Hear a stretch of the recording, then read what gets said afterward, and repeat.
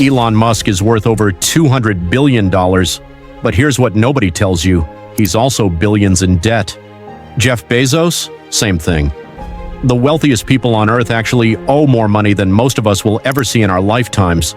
So either they're all making the biggest financial mistake possible, or you've been taught the wrong lesson about debt your entire life. And I'm about to show you exactly why debt isn't the enemy. It's actually the fastest wealth-building tool the rich use every single day. But there's a catch. Get it wrong and you're broke. Get it right and you're building generational wealth. So if you've ever wondered how people with less money than you end up wealthier, stick around. This 10-minute video might change how you think about money forever. Let's break it down. The framework, why billionaires think differently. Okay, so here's the thing. Most people don't understand. When you and I think about debt, we think credit cards, car loans, student loans, all the stuff draining our bank accounts every month. And yeah, that's debt. But when billionaires think about debt, they're thinking about something completely different. They're thinking leverage. See, there are two types of debt in this world. This is the killer. This is the $5,000 you put on a credit card at 22% interest to buy stuff that loses value the second you swipe. Your car, your clothes, your gadgets. This debt makes someone else rich, usually the bank. You borrow $10,000 at 20% to buy a car. Every year the car loses value and you're paying $2,000 in interest. You're moving backwards. Strategic debt. You borrow $10,000 at 5% to invest in an asset that grows 15% per year. You're paying $500 in interest but earning $1,500. You're moving forward. And that, my friends, is the game the ultra-wealthy play that school never taught you. The mindset shift. Good debt versus bad debt. All right, let's get specific. What makes debt good and what makes it bad? Because this is where people mess up. It's used to acquire an asset, not a liability, something that puts money in your pocket or grows in value. The return on that asset is higher than the interest rate you're paying. You have a clear plan to either pay it back or let the asset pay for itself. Let me give you a perfect example, a mortgage. Most people think, oh, I have a $300,000 mortgage, I'm in debt, this is bad. But hold on, if you bought that house in 2015 at $300,000 and it's now worth $450,000 in 2025, you didn't lose money, you made $150,000, even after paying interest. Plus, while you were paying down that mortgage, you were also not paying rent to someone else. You were building equity. That's good debt. Okay, but theory is one thing. Let me show you how this actually works in the real world with one of the boldest debt plays in modern history. Real-world example, Elon Musk's Tesla leverage play. So, Elon Musk. Love him or hate him, you've got to respect this move. Back in 2020, Elon owned about 20% of Tesla. Tesla stock was trading around $400 per share, pre-split, and his stake was worth tens of billions. Now here's the question, if Elon needs cash for SpaceX or to buy Twitter or literally anything else, what does he do? Most people would say, sell some Tesla stock. But here's the problem with that.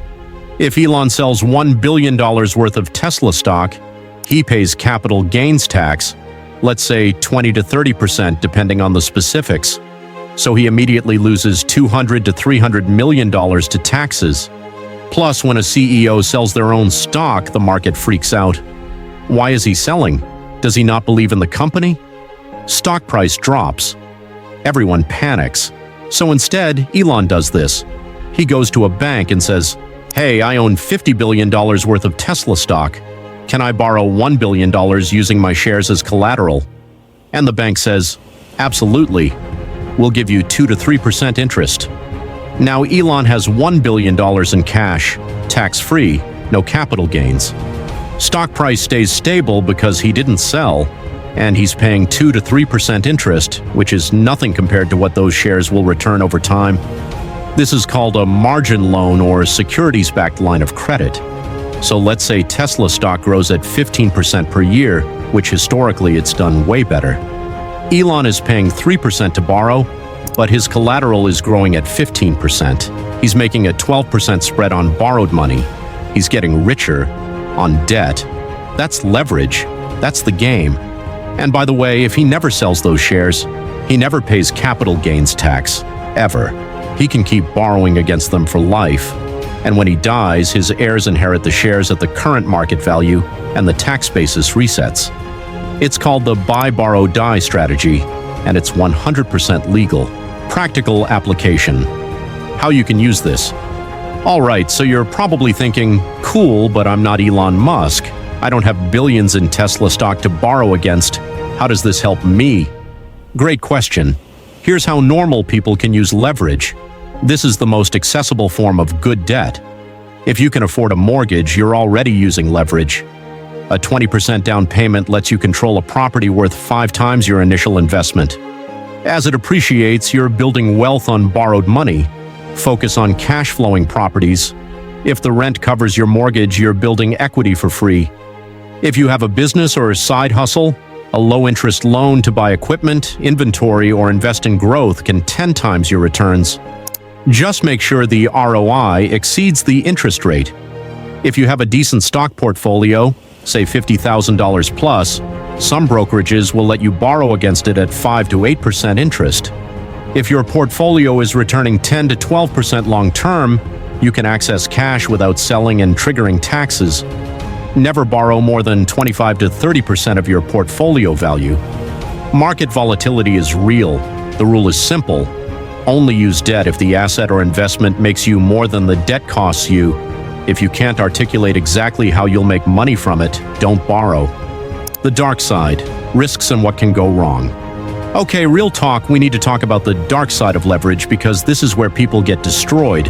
If you borrow heavily and the market tanks, you can lose everything. Remember 2008? People lost homes because they were over-leveraged and couldn't make payments when values dropped. If you borrow against stocks and the market dips, your broker can force you to sell at the worst possible time. This is how people blow up accounts. If you borrow for a business or property and your income dries up, you still owe the bank. Debt doesn't care if you're having a bad month. Here's my advice. Start small. Test leverage on a small scale. Learn how it works. Build your financial literacy. Don't bet the farm on your first deal. The ultra-rich can handle massive debt because they have safety nets, diversified income, legal teams, bailout options. You probably don't. So be smart. Be strategic, but don't be reckless. Debt isn't good or bad. It's a tool. And like any tool, it can build something incredible or destroy everything you have. The difference? Knowledge, strategy, discipline. The wealthy understand this. They use debt to multiply their wealth while most people use it to multiply their stress. Now you know the game. If this changed how you think about money, hit that like button. It actually helps more people find this content. Drop a comment below. What's one way you could use good debt in your life? I read every single comment and I'll reply to as many as I can.